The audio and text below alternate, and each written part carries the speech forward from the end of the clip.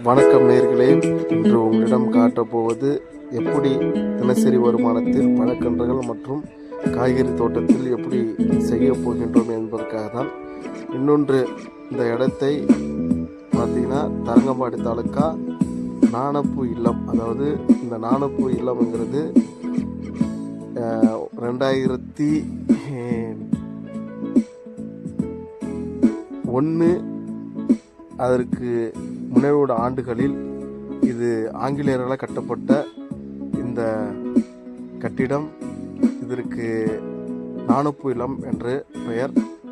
இந்த இடத்துல பார்த்தீங்கன்னா கிட்டத்தட்ட அவ்வளோ ஏழை எளிய மக்கள், பெண்கள் இதில் தங்கி படித்து மிகப்பெரிய அளவில் இருக்கிறார்கள்.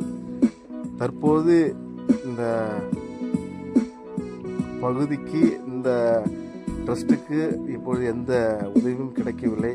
ஆனால் அதற்கு பின்புறம் இருக்கிற இந்த கார்டனில் நம்மளுக்கு காய்கறி தோட்டம், தினசரி உணவானம் எப்படி செய்வதற்காக என்னை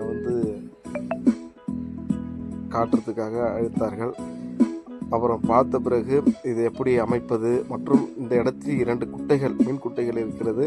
அந்த நீரை தான் நம்ம எப்படி பயன்படுத்துவது மற்றும் வடிகால் எங்கே உள்ளது எல்லாத்தையும் தெரிந்து கொண்டோம். இதில் பார்த்திங்கன்னா தினசரி வருமானம் மற்றும் மாத வருமானம், ஆண்டு வருமானம் என்கிற அடிப்படை தான். ஆனால் இதற்கு முன்னாடியே இந்த இடத்துல நல்ல பழ வகைகள் மற்றும் பயிர்கள் போட்டு எடுத்திருக்கார்கள். தற்போது மயிலின் வேட்டை அதிகமாக இருக்கிறது. வேட்டைனா மயில் பயிர் அதிகமாக சேதப்படுத்துகிறது. அது ஒரு சவாலாகவும் இருக்கிறது என்கின்றார்கள். இந்த கார்டன் பாருங்கள், அந்த பின்னாடி கட்டடம் தான் விடுதிகள். இந்த விடுதியில் பார்த்தீங்கன்னா அவ்வளோ மக்கள் ஏழை எளிய மக்கள் படித்து ஆளாகி இருக்கிறார்கள். தற்போது இந்த விடுதியில் போதுமான உதவி செய்வதற்கான ஃபண்ட் இல்லை.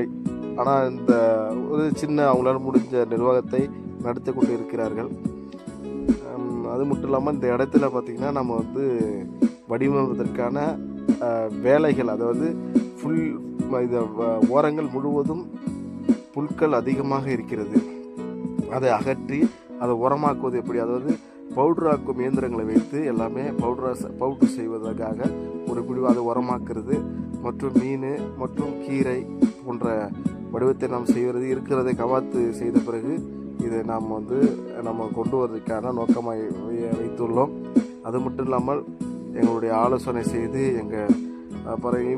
இவர்கள் தான் நிர்வாகத்தின் இப்போது கட்டுப்பாட்டில் இருக்கிறது. இவர்களிடம் அவங்க தான் பேசி ஆலோசனை பண்ணியிருக்கோம், எப்படிலாம் நாங்கள் இதை பண்ண போகிறோம் என்பதற்காக.